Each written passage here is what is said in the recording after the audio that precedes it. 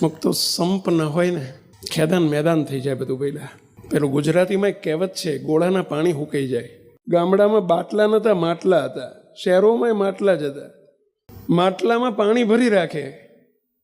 આ જેને ઘરમાં માટલાનું પાણી પીધું હશે ને એને ખબર હશે. સવારમાં પાણી એમ ગોળો 3 વખત વીંછળે. ઘરની બાઈઓ હોય ને ગોળો વીંછળે ગળેલા પાણીથી, અને પછી ગાળીને એમાં પાણી ભરે ને આખો દિવસ પછી બધા ડમચી હોય કે પછી પેલી લોટી હોય કે એનાથી બધા પાણી લે. હવે બધાએ પાણી પીવે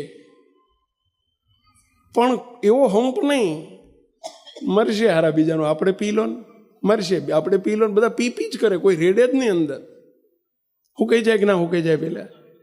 એટલે કીધું હંપ ના હોય ને તો ગોળાના પાણી હુકાઈ જાય ભાઈ. એટલું કામ ના થાય, એક માટલું ના ભરાય તો બીજું તો થાય જ શાનું.